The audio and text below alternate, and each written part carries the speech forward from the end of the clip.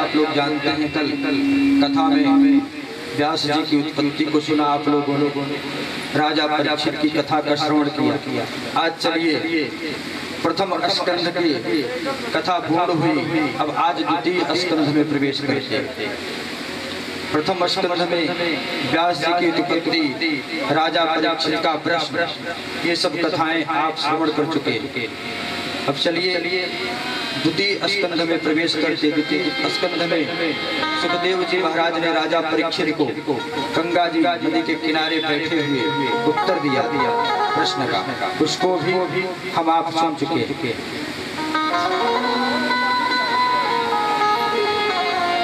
सुखदेव जी कहते, आज आपके माइक सही नहीं बोल रहे, 2 दिन हो गया, तीसरा दिन है, लेकिन समझ में नहीं आया, आप पता नहीं क्या करते हैं। आज एकदम खराब।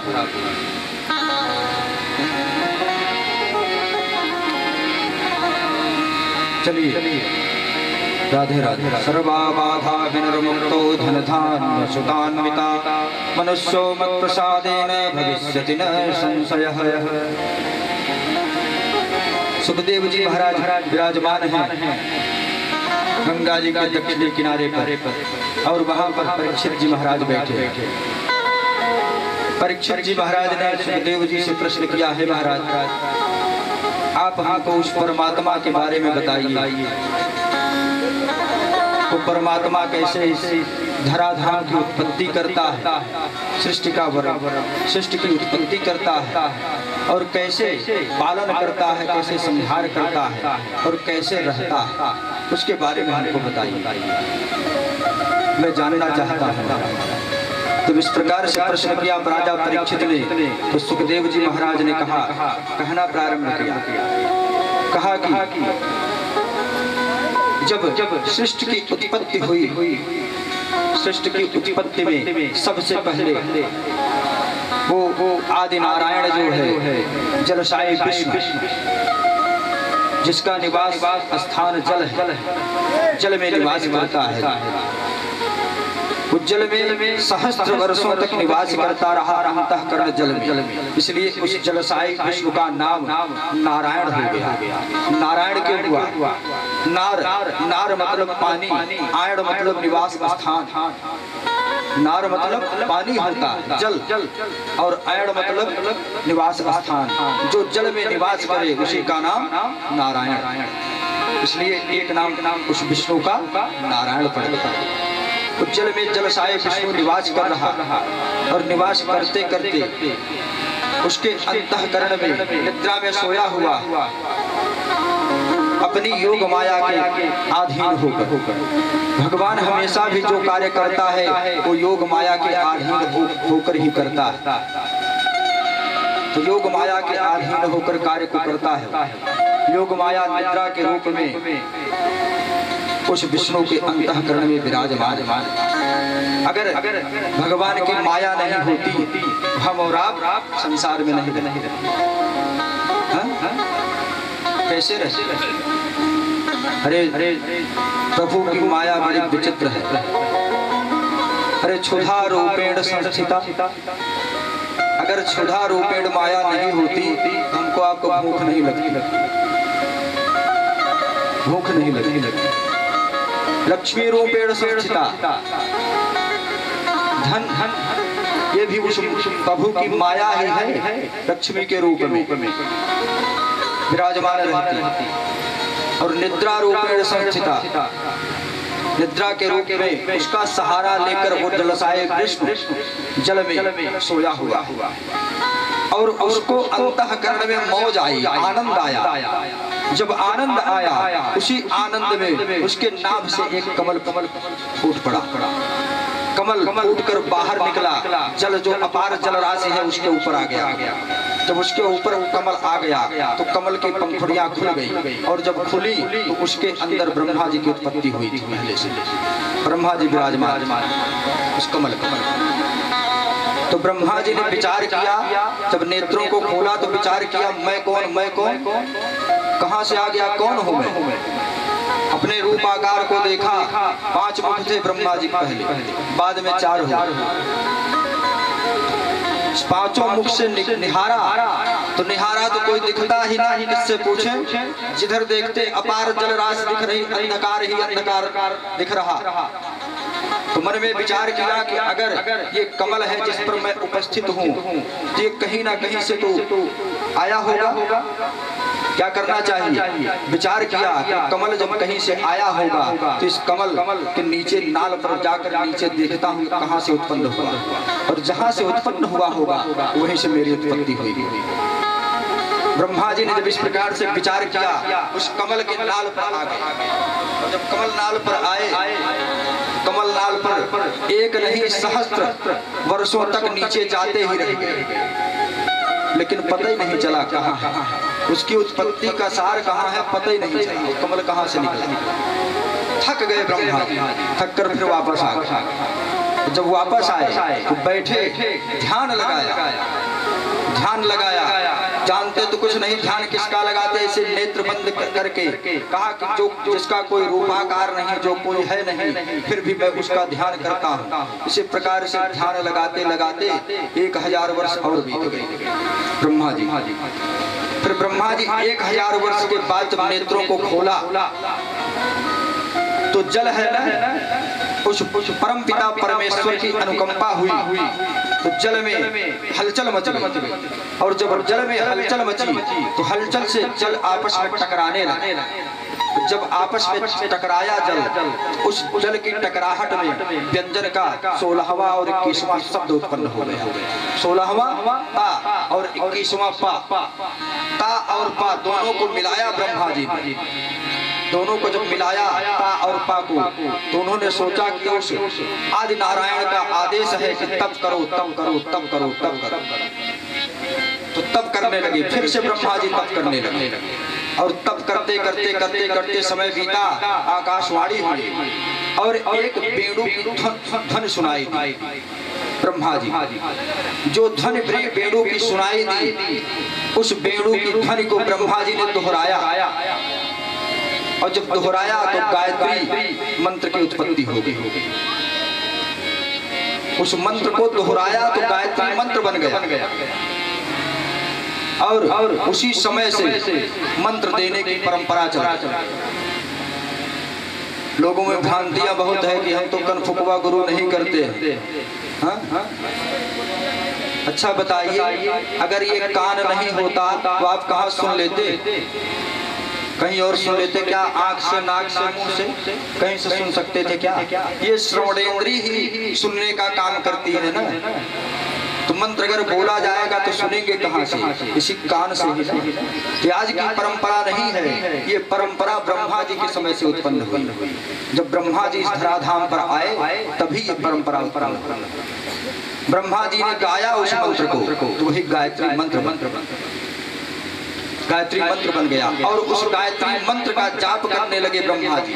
और जाप करते करते करते करते फिर भगवान ने स्वयं को ऊपर प्रकट किया और कहा ब्रह्मा जी से, हे ब्रह्मा जी सुनो, हम आपकी उत्पत्ति के कारण हम हैं। तो जलसाय विष्णु ने कहा कि उत्पत्ति का कारण मैं ही हूँ।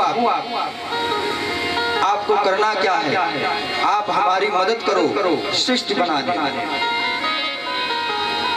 तो पहले ब्रह्मा जी ने मानसिक सृष्टि उत्पन्न की।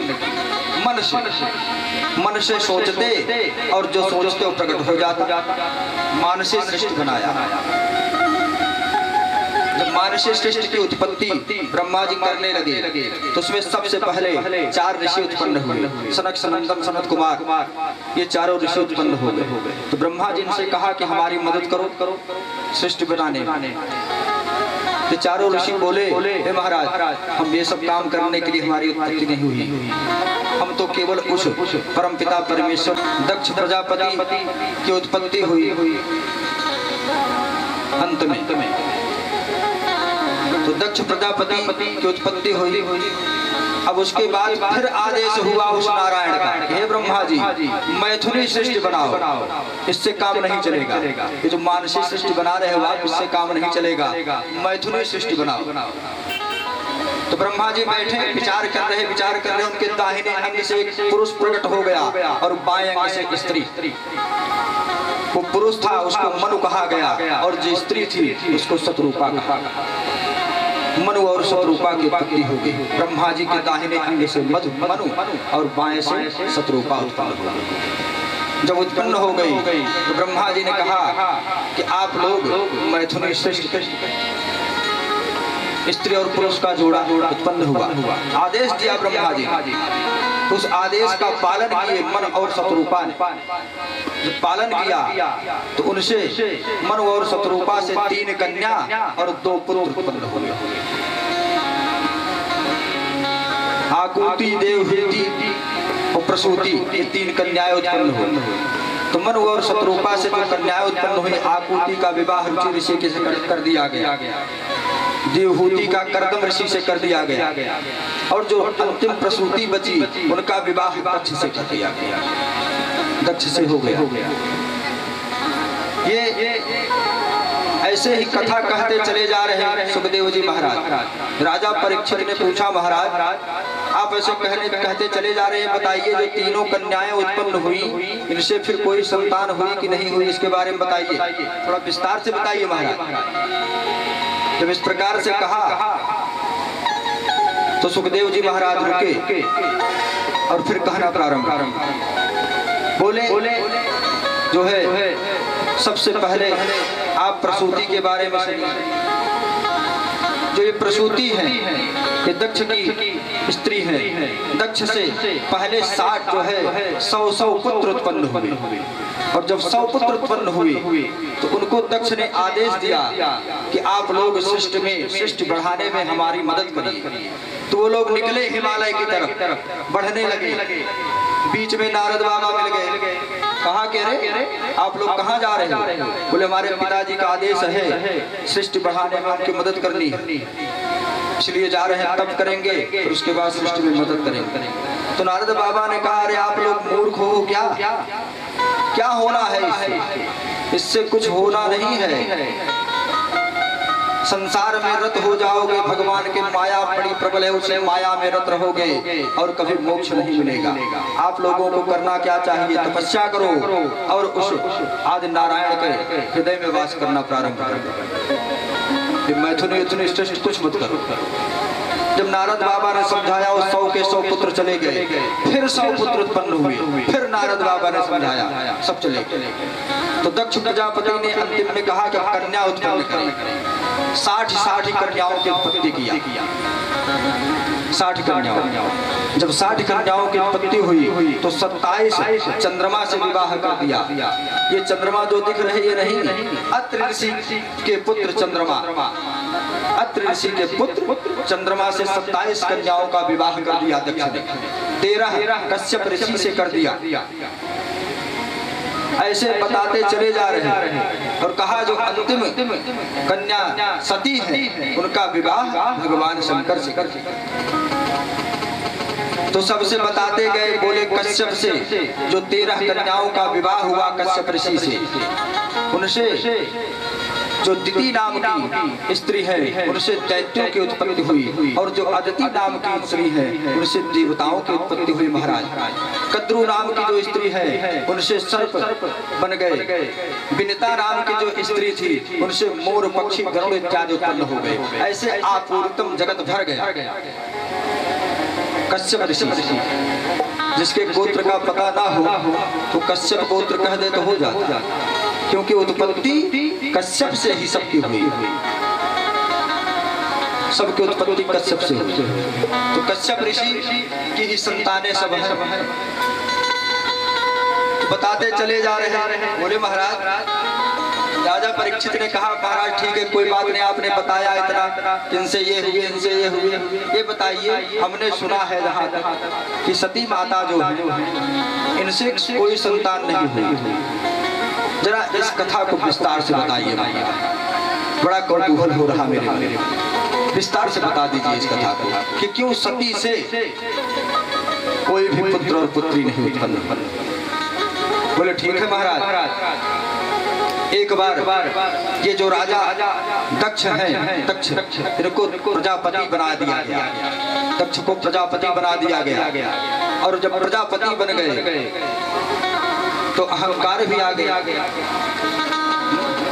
नहीं को वश जन्मा जग माही और प्रभुता पाह जाहि मद नाही। कोई इस संसार में ऐसा हुआ ही नहीं जिसको अगर कोई पद मिल गया तो फिर उसको अहंकार ना व्याप्त हो। तो अहंकार व्याप्त हो गया दक्ष जी को। उसी समय ब्रह्म सभा लगी। उस ब्रह्म सभा में सारे देवता, ऋषि, मुनि, यक्ष, गंधर्व सब बैठे हैं, भगवान शंकर भी बैठे हैं। और दक्ष प्रजापति जो है प्रजापति बना दिए गए। इनको तुरंत जो है ये हुआ कि हम भी चले आए, इनको भी निमंत्रण था। जब ये वहां पर पहुंचे तो उस समय इनका सब बड़ा सम्मान किए और सम्मान सबने किया, लेकिन भगवान शंकर अपने स्थान से उठे ही नहीं। भाई कोई अभी मान लीजिए आज के इसी गांव में प्रधानमंत्री आ जाए और अगर यहाँ के डीएम एसपी कोई ना आए तो क्या करेंगे प्रधानमंत्री? तुरंत नौकरी से रिजाइन करवा दे। तो प्रजापति है दक्ष, वो आया तो सब उठकर सम्मान उसका कर रहे हैं, सब उठकर सम्मान कर रहे हैं।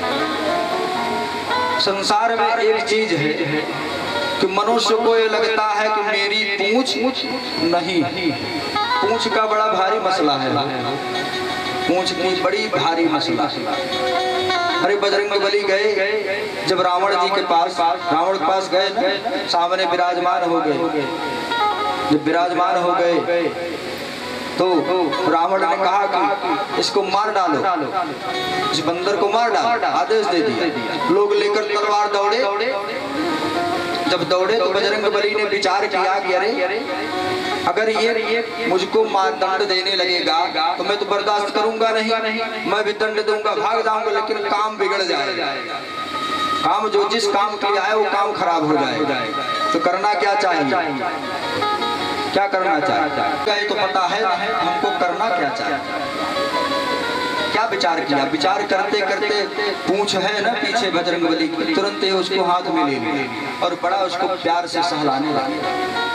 और जब सहलाने लगे तो रावण इस दृश्य को देखा, देखकर उसके मन में तुरंत भाव बन गया कि ये बंदर है और इस बंदर को इसकी पूंछ बड़ी प्रिय है, बहुत प्रिय है ये पूंछ।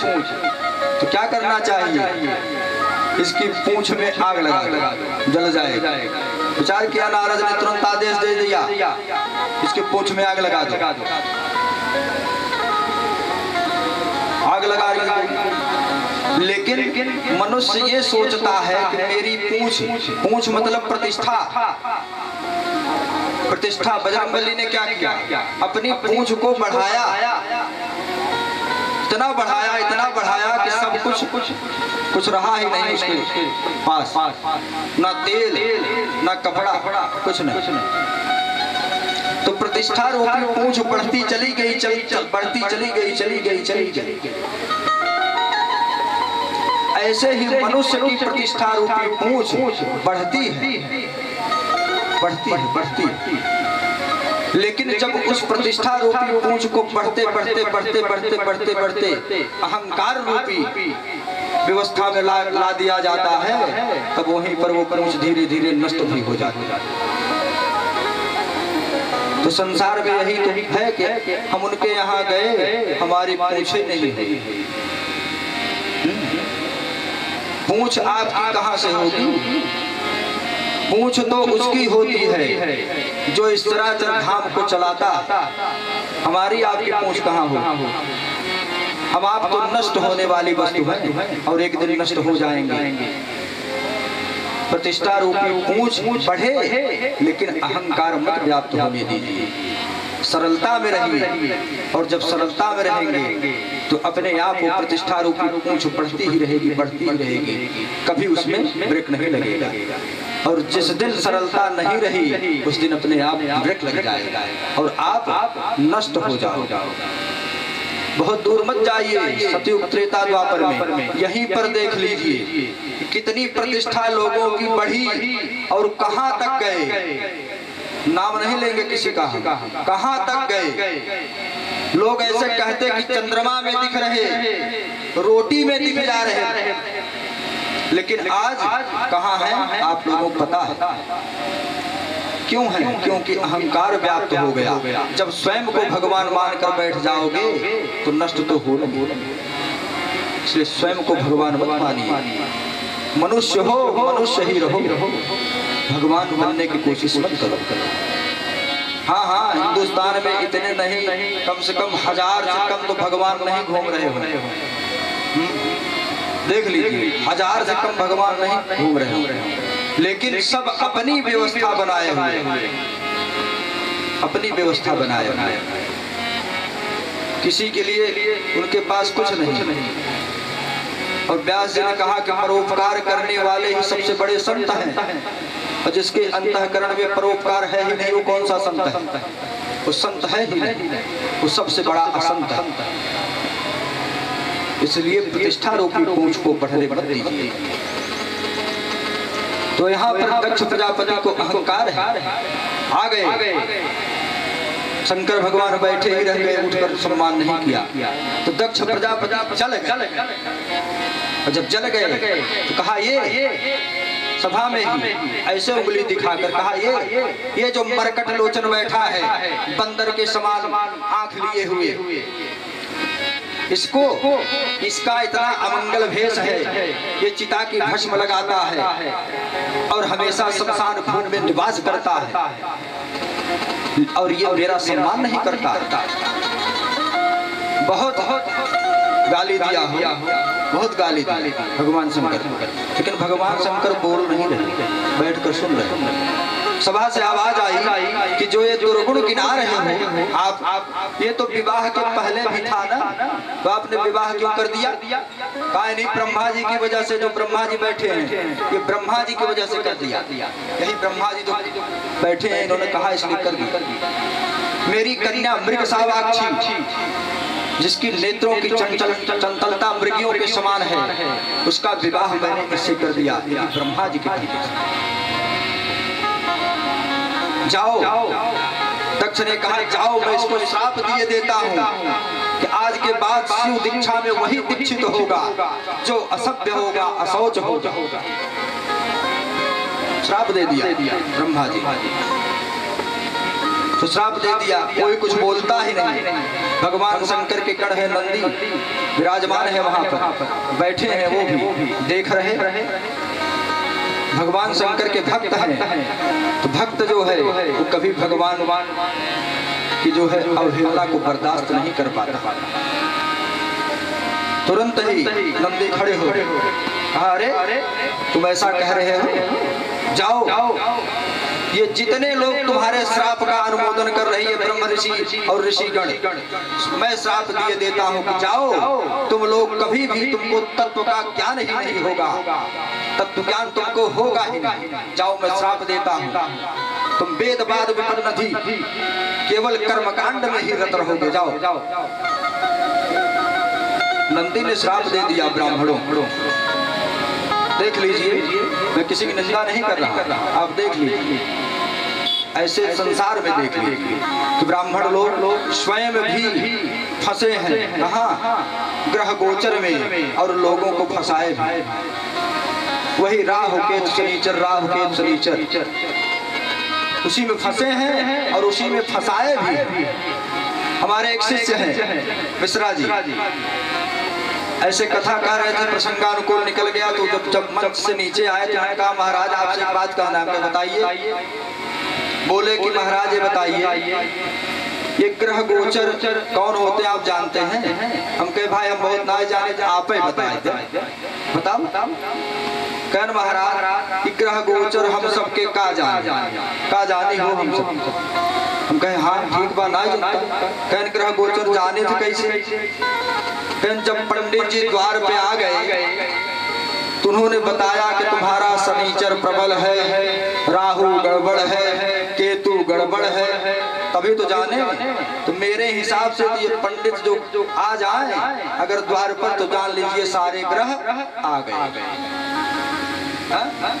अब भाई क्या पता हमको, तो कोई बताएगा तभी तो जानेंगे।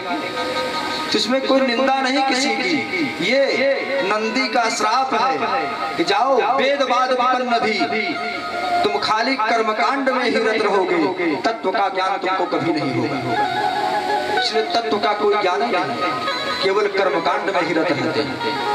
जब इस प्रकार से देखा भगवान शंकर ने, तो भगवान शंकर को अहंकार प्रिय नहीं, निरहंकरणो प्रभु, निरंग जो है अहंकार में नहीं रहते भगवान शंकर, अहंकार से परे रहते हैं, अहंकार प्रिय नहीं भगवान शंकर। वहां से उठे और उठकर चल दिए। भगवान शंकर का परिवार आदर्श परिवार है, आदर्श प्रेरणा लेने लायक परिवार। बताइए भगवान शंकर के परिवार में जितने लोग सब एक दूसरे के विरोधी हैं, सब एक दूसरे के। देख लीजिए भगवान शंकर की सवारी कौन? बैल। माता पार्वती की सवारी कौन? सिंह। अगर सिंह बैल को पाए तो छोड़ेगा क्या? खत्म। भगवान गणेश है, उनकी सवारी क्या है? मूस। कार्तिकेय है, उनकी सवारी क्या है? मोर। और भगवान शंकर गले में क्या लपेटे रहते? सर्प। अगर सर्प चूहे को पाएगा छोड़ेगा क्या? नहीं छोड़ेगा। और मोर सर्प को पाएगा छोड़ेगा क्या? नहीं छोड़ेगा। सब एक दूसरे के विरोधी हैं, लेकिन भगवान शंकर सबको साथ में लेकर चलते हैं। ऐसे सहनशीलता से, सहिष्णुता से। अरे घर परिवार की आधी समस्या अपने आप ही हल हो जाए, केवल सहनशील बन जाइए बस। भगवान शंकर के परिवार से प्रेरणा लेनी चाहिए कि कैसे भगवान शंकर सारे विरोधियों को साथ में लेकर चलते, अभी किसी छोड़ते नहीं। तो अहंकार नहीं है भगवान शंकर, निरहंकरणो प्रभु। उठे चले आए, कैलाश में निवास करने लगे। समय बीतता रहा। राधे राधे।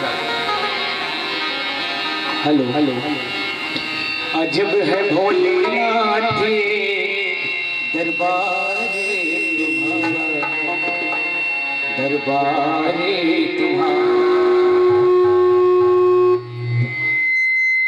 अजब है भोलेनाथ ये दरबारे तुम्हारा, दरबारे तुम्हारा। अजब है भोलेनाथ ये दरबारे तुम्हारा, दरबारे तुम्हारा। भूत के तीर्थ करे चाकरी, भूत के तीर्थ करे चाकरी, सबका आया गुजारा। जब है भोलेनाथ ये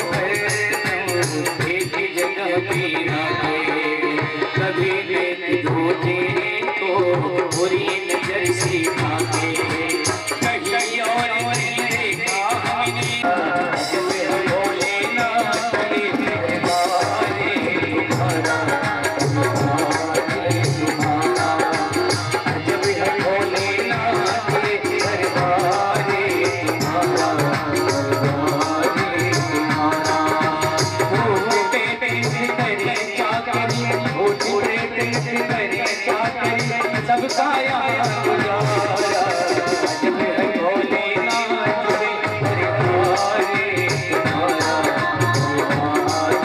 तुम्हारा जब है भोलेनाथ के दरबारे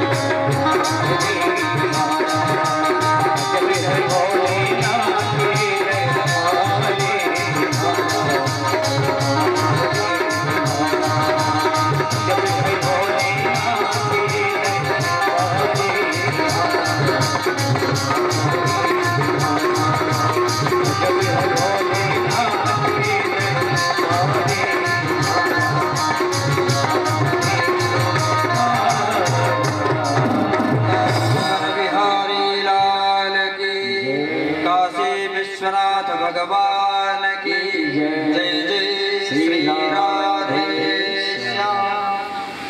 भगवान शंकर उठकर चले आए। श्राप हो गया, जाओ ना तो यज्ञ में तुम्हारा भाग लगेगा ना तुम्हारी में कोई दीक्षा होगी सही से। जब इस प्रकार से श्राप हो गया भगवान शंकर को, ब्रह्म सभा में श्राप हुआ तो कोई यज्ञ इत्यादि करता ही नहीं, सब बंद हो गए। सारे देवता लोग परेशान, जब यज्ञ नहीं हो रहा तो उनका भाग भी नहीं मिल रहा।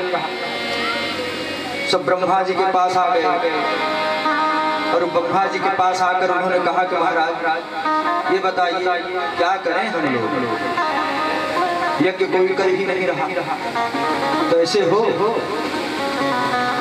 हाथ जोड़कर ब्रह्मा जी से देवताओं ने कहा कि विज्ञाय शापं गिरिशानुग्रहाणिं नंदेश्वरो रोषक दूषितः दक्षाय शापं विसर्ज दारुणं ये चान्वोद स्वाचा दजाः। कहा कि कोई भी ब्राह्मण अब कोई स्वस्तिवाचन भी पढ़ने के लिए तैयार नहीं, यज्ञ की बात जाने। भगवान शंकर के ऊपर जो श्राप लग गया, कोई कुछ करना ही नहीं चाहता, अब कैसे हो। तो ब्रह्मा जी ने कहा कोई बात नहीं, घबराइए मत, आप लोग घबराइए मत, स्वयं को नारायण कोई ना कोई उपाय करे। प्रेरणा हो गई, दक्ष के पास सूचना पहुंच गई, कोई नहीं यज्ञ कर रहा। तो प्रजापति है दक्ष, कहा कोई नहीं कर रहा, मैं स्वयं करूंगा, स्वयं मैं यज्ञ करूंगा। ठीक कनखल हरिद्वार में यज्ञ आरंभ हो गया, वहां पर यज्ञ प्रारंभ हो गई। और जब यज्ञ प्रारंभ हो गई तो यज्ञ का नियम है कि लोग निमंत्रण देते हैं, अपने रिश्तेदार को, सबके संबंधी को निमंत्रण देते हैं। तो दक्ष सबको दिया, लेकिन सती और भगवान शंकर को छोड़ सारे देवी देवता, यहाँ तक कि ब्रह्मा और विष्णु तक को निमंत्रण दे दिया, लेकिन भगवान शंकर को नहीं दिया। यज्ञ प्रारंभ हो गई और उधर विमान से देवता लोग, देवताओं का स्वभाव कैसा है? नेताओं की तरह। जो नेता हार गया उसका सिर नीचे हो जाता है, और जो जीत जाता है तो क्या करता है? जुलूस निकालता है, मैं जीत गया, जुलूस निकालता है। ऐसे ही नेता लोग, निमंत्रण नहीं भगवान शंकर का। देवता लोग सोचे क्या करें, इनको निमंत्रण तो है नहीं, तो विमान लेकर कैलाश पर्वत के ऊपर से ही निकलते। उनकी जो देवांगनाएं हैं, स्त्रियां हैं, वो ऊपर से पुष्प इत्यादि नीचे छोड़ती जाती। जब छोड़ती जाती, इस दृश्य को माता सती ने देखा। जब देखा तो मन में विचार आया, अरे ये लोग कहाँ जा रहे हैं? कहाँ जा रहे हैं? कैसे पता चले कहाँ जा रहे हैं? नीचे से ही आवाज दिया, रुको, आप लोग कहाँ जा रहे हैं? तो स्त्रियों ने कहा कि हम लोग जा रहे हैं दक्ष के यहाँ, यज्ञ हो रहे। तो माता सती को अंतःकरण में कष्ट हो गया कि हमारे पिता ने यज्ञ किया और मुझको नहीं बुलाया। क्या करना चाहिए? आज्ञा ले लेनी चाहिए किसकी? अपने पति। जब इस प्रकार से विचार करके माता सती आ गई भगवान शंकर के सामने।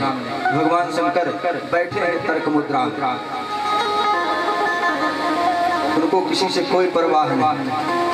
भगवान शंकर बैठे हैं, हाथ जोड़कर माता सती ने कहा कि प्रजापतेस्ते स्वसुरस्य सांप्रतम निर्यापितो यज्ञमहो स्वः किल वयं तत्राभिसरामवां ते यथातिता मे विभुता व्रजन्ति।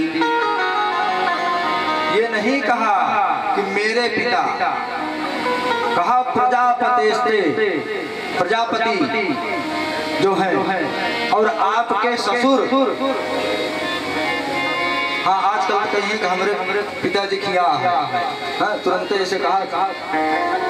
लेकिन माता सती ने क्या कहा कि आपके ससुर के यहाँ यज्ञ महोत्सव है, और अगर आपकी आज्ञा होती तो हम चली जाती। तो भगवान शंकर ने कहा माता सती से, हे देवी सुनो, यद्यपि माता पिता के यहाँ, गुरु के यहाँ, पुरोहित के यहाँ कोई तिथि और दिन का निषेध नहीं है कि इस दिन जाना चाहिए, इस दिन नहीं जाना चाहिए। चाहे जब जाया जा सकता है, चाहे जब जाया जा सकता है, और निमंत्रण की भी आवश्यकता नहीं है। लेकिन अगर उसमें एक कोई विशेष बात ना हो, विशेष बात ना हो, तुरंत ही माता सती ने कहा, करे महाराज मैं अकेले थोड़ी जाऊंगी, वहां पर मेरी बहनें आई होंगी। कौतूहल उत्पन्न हो जाता है, स्त्रियों का स्वभाव है। अगर ननिहाल में कुछ है और वो नहीं पहुंच पाती हैं तो मन में कौतूहल व्याप्त रहता है। तो माता सती के मन में भी कौतूहल व्याप्त है। उन्होंने भगवान शंकर से कहा, तस्मिन् भगिन्यो मम भात विश्वके ध्रुवं गमिष्यन्ति सुहृदेक्षवाः अहं च तस्मिन् भवताभिकामये सहोपनीतं परिब्रह्ममर्तुम्। हे पार ब्रह्म परमेश्वर, वहाँ पर मेरी बहनें आई होंगी, मेरी सखियां आई होंगी, अगर जाएंगे तो सबसे मुलाकात हो जाएगी। भगवान शंकर ने कहा, मैं आपको रोकता नहीं देवी, मैं रोकता नहीं, तो मैं आपको रोक रहा हूँ। मैं पहले ही कह रहा हूँ अगर कोई विशेष बात ना हो तो माता सती ने कहा, ये बताइए मेरे पिता की गलती क्या थी? क्या गलती थी? अरे आपके ससुर थे, आप प्रणाम ही कर लेते तो क्या चला जाता? तो चला जाता क्या अगर आप प्रणाम कर लेते? तो भगवान शंकर ने कहा, हे देवी सुनो, ये प्रणाम आदि क्रियाएं जो है ये मनुष्य और देहधारी को नहीं किया जाता है, अंतःकरण में स्थित उस परमात्मा को प्रणाम किया जाता है। और आपके पिता के अंतःकरण में परमात्मा वास नहीं कर रहा है, उसके अंतःकरण में अहंकार व्याप्त है। तो अहंकार को प्रणाम नहीं किया जाता देवी। और मैं तो हमेशा ही अपने उस इष्ट को हमेशा ही प्रणाम करता रहता। मैं कभी ऐसा होता ही नहीं कि मैं उसको न प्रणाम करूं। कहा कि आप जो है जाना हो तो जाइए, लेकिन मेरी तरफ से आज्ञा नहीं। तो माता सती जल गए। कहा ये बैठा है और बोल नहीं रहा, चले जाओ। जल कर वापस गए, अंदर बैठे, लेकिन मन में कौतूहल व्याप्त है, जाना है। फिर आई भगवान शंकर। और जब फिर आए भगवान शंकर की तरफ देखती और कहती कि जा रही हूं, मैं जा रही हूं, रुकूंगी नहीं। भगवान शंकर कुछ बोलते ही नहीं, पैर पटक कर थोड़ा चलती, लेकिन फिर देखती कुछ बोलते नहीं, फिर वापस आ जाती। ऐसे कई बार किया माता सती ने। लेकिन अंतिम बार माता सती ने क्या किया, भगवान शंकर की तरफ देखा और पैर पटका और चल दिया। कहा कि चाहे कहे और चाहे ना कहे, मैं जाऊंगी। जब इस प्रकार से कहा जाऊंगी तो चल दी। जब चल दी, कुछ दूर निकल गई, भगवान शंकर को विश्वास हो गया कि अब ये नहीं रुकेंगे, अब ये नहीं रुकेंगे। तुरंत ही नंदी को बुलवाया और 40,000 गणों को साथ में लेकर कहा जाओ माता सती के साथ, इनके सम्मान में कोई कमी नहीं होनी चाहिए, जाओ। भगवान शंकर के आदेश पर नंदी 40,000 गणों को लिए हुए माता सती के पास आ गए। बैल पर सवार हो गई माता सती, चवर लग गया, छत्र लग गया और नंदी पर सवार होकर माता सती चल दी। आ गई कहाँ, यज्ञ मंडप के पास, जहाँ यज्ञ हो रहा। जब यज्ञ हो रहा वहां पर पहुंची, पहुंच कर घर में नहीं गई हो माता सती, यज्ञ मंडप में गई, जहाँ यज्ञ चल रही, स्वाहा स्वाहा हो रहा। जब यज्ञ मंडप में गई तो देखा, घूमकर सारे यज्ञ में हर जगह देखा, तो भगवान शंकर का कहीं भागे नहीं लगा। अपने पिता से कहा, हे पिताजी, पिताजी देखकर मुंह उधर कर ली, देखे ही नहीं पुत्री की दक्ष।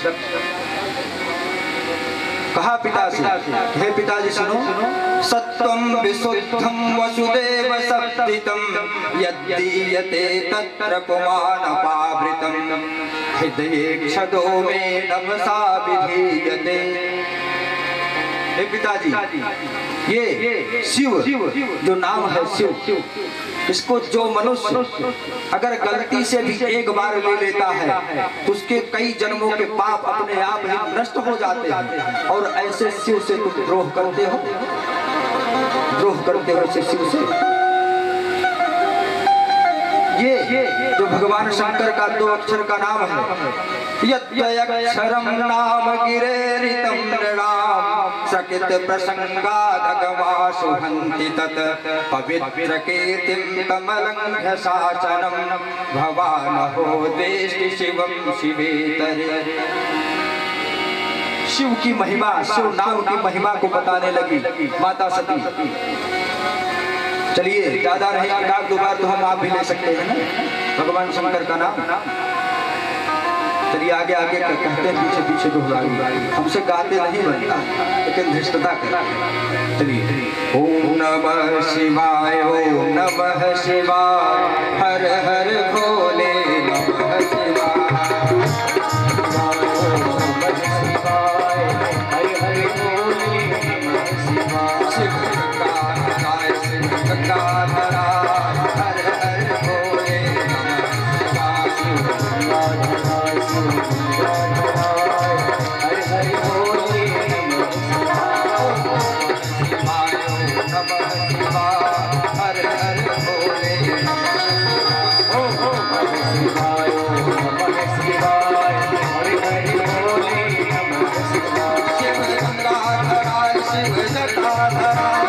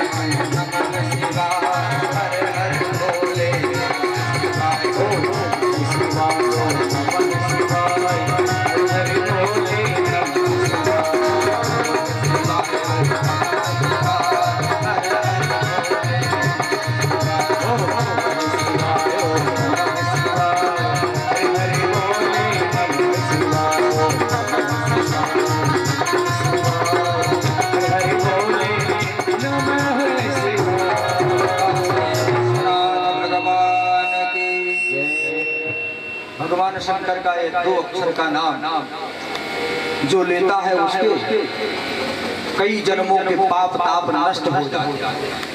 इतना प्रभावी है। कहा है पिताश्री आप ऐसे शिव से द्रोह करते हो।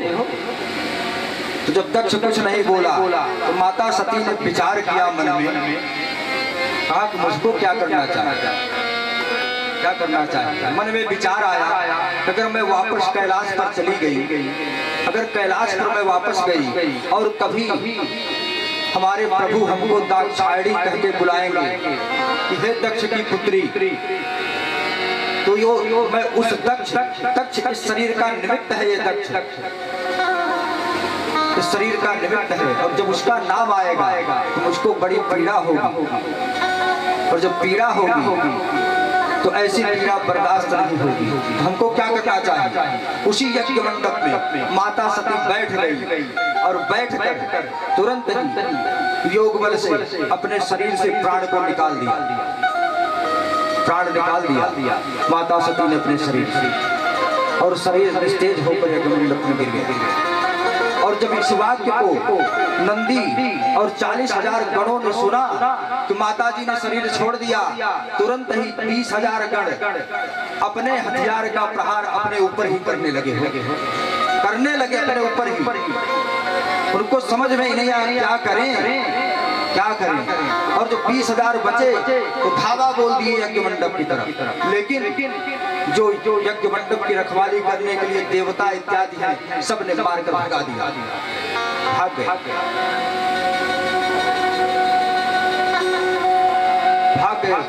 भगवान शंकर के गण। इधर भगवान शंकर तर्क मुद्रा में विराजमान है कैलाश पर्वत पर। अवगम्य नारद बाबा के द्वारा उनको सूचना पहुंची, हे महाराज आपके जो सती माता है, सती माता ने शरीर त्याग दिया महाराज। जब इस शब्द को सुना तो भगवान शंकर क्रोध से व्याकुल हो गए। अरे क्रुद्धं सुदष्टोष्टपुटस्सधुर्जटिं जटातटिद्वाहिनीग्रोररोचिषत् पुत्रकृत्यरुद्रं सहसोतितो हसन गंभीरनादो विससत्तता भुभिम्ब। भगवान शंकर क्रोध में व्याकुल हो गए और क्रोध में व्याकुल होकर अट्टहास करने लगे, जोर जोर से हंसने लगे, और जोर जोर से हंसते हंसते अपने बाल की जटा को पकड़ा और उस जटा को उठाकर जमीन पर पटका, और जैसे पटका वैसे ही उसमें से एक परम पुरुष प्रकट हो गया और हाथ जोड़ा, कहा तम किम करोमि गृह्णन्तमाह बद्धाञ्जलिर्भगवान् भूतनाथ दक्षं सजज्ञं जजमद भटानां त्वमग्रणीं वीरभटांसको मे। पटका तो उसमें से वीर पुरुष प्रकट हुआ और तुरंत ही दोनों हाथ को जोड़कर खड़ा हो गया और कहा, हे महाराज आज्ञा दो, आज्ञा दो, आज्ञा दो, और मेरा नाम क्या है और मेरा काम क्या है बताओ।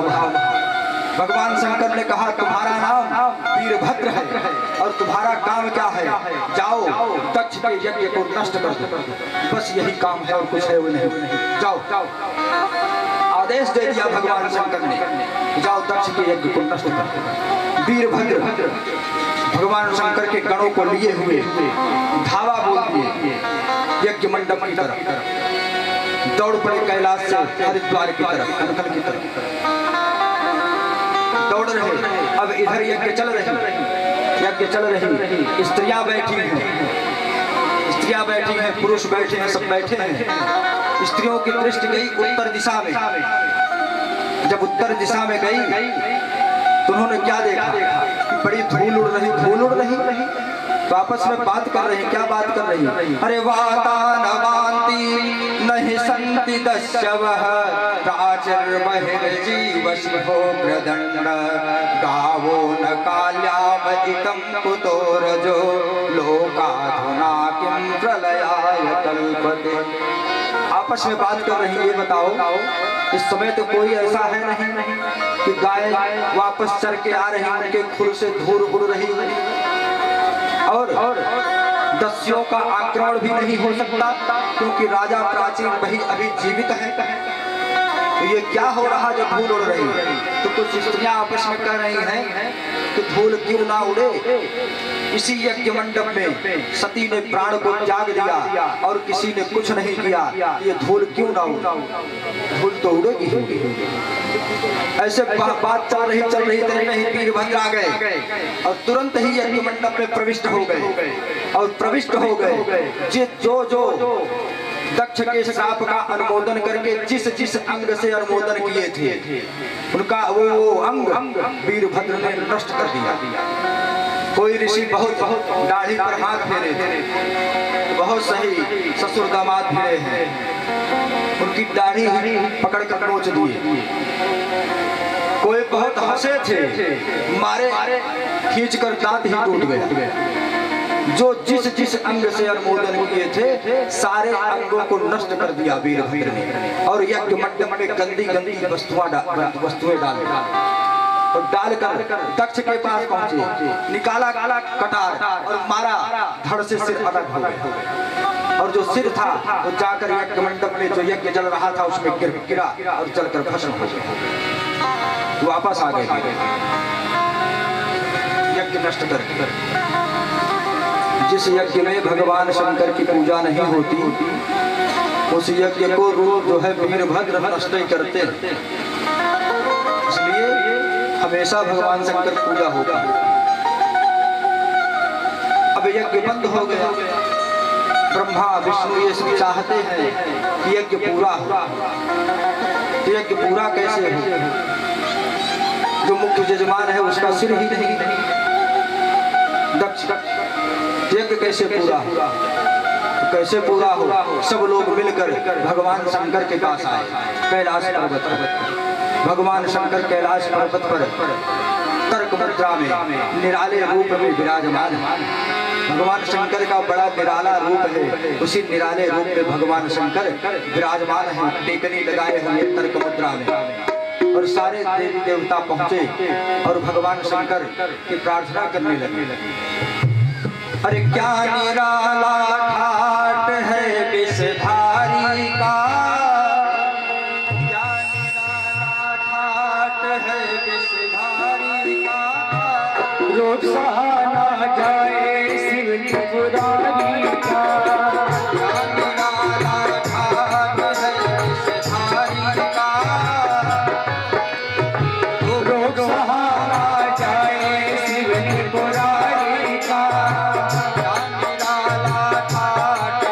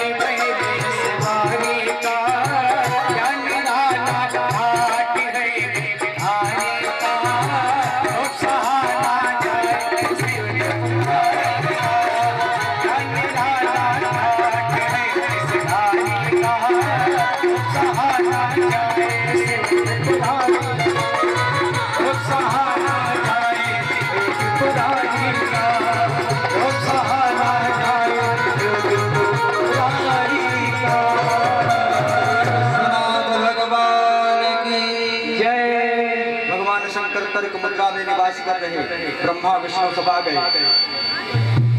तो भगवान शंकर से प्रार्थना की, अरे महाराज तम ब्रह्म निर्वाण समाधिमाश्रितं व्योपाश्रितं गिरीश योग कक्षां सालोकपाला मुनयो मनोना माध्यम मनोकाजलयं प्रणेमु। हे महाराज, हम लोग मिलकर आपको प्रणाम करते हैं महाराज, और ऐसी कृपा वर्षा कर दीजिए कि दक्ष का यज्ञ पूरा हो जाए। और अब आपको हम लोग बता देते हैं आपको क्या मिलेगा यज्ञ। जाओ, जो महीनों में जो महीना बच जाता है, अधिक मास मलमास, जाइए वो आपका ही होगा, पूरा का पूरा मास है, पूरा महीना भगवान शंकर ही है। जो मलमास का महीना है वो स्वयं भगवान शंकर ही है। भगवान शंकर शिव पुराण में कहा जाता है कि मासाराम अधिक मासोहम तिथीनाम च चतुर्दशी। महीनों में अधिक मास स्वयं भगवान शंकर ही है, और तिथि जो रिक्ता तिथियां हैं वो भगवान शंकर के खाते में गई। चतुर्थी, नवमी, चतुर्दशी, ये सारी रिक्ता तिथियां हैं, ये भगवान शंकर के खाते में गई। और यज्ञ इत्यादि में जो बचा हुआ भाग है वो भगवान शंकर को गया। हवन करते हैं, स्वाहा स्वाहा कर रहे, जो स्वाहा स्वाहा करते हैं तो जो आप डाल रहे साकल में, जो बाहर बच जाता है वो भगवान शंकर का है, भगवान शंकर का है। लेकिन हमने कहीं कहीं देखा लोग गलती करते, बाहर अगर गिरा है तो उसको अंदर डाल देते हैं, कभी नहीं डालना चाहिए, क्योंकि वो भगवान शंकर के लिए है, भगवान शंकर के लिए। महाराज जो बचा वो आपके खाते में जाएगा, और आपकी कृपा हो जाए तो यज्ञ पूरी हो जाएगी। भगवान शंकर ने कहा क्यों रुकी है, जाओ आप लोग करो। बोले कैसे हो महाराज, कैसे हो? जो मुख्य जजमान है उनका सिर ही नहीं, सिर ही नहीं तो हो कैसे? क्या हुआ? बोले सिर कट गया और जलकर भस्म हो गया। बोले कोई बात नहीं, यज्ञ पशु है ना बकरा, उसका सिर काट कर लगा दो, जीवित हो जाएंगे। देवताओं ने सिर काट कर लगा दिया, और भगवान शंकर की कृपा प्रसाद पड़ा, तुरंत ही जीवित हो गए दक्ष। और दक्ष जीवित होकर भगवान शंकर से प्रार्थना करने लगे, प्रार्थना किया भगवान शंकर और क्षमा याचना मांगा। बकरे का सर क्यों लग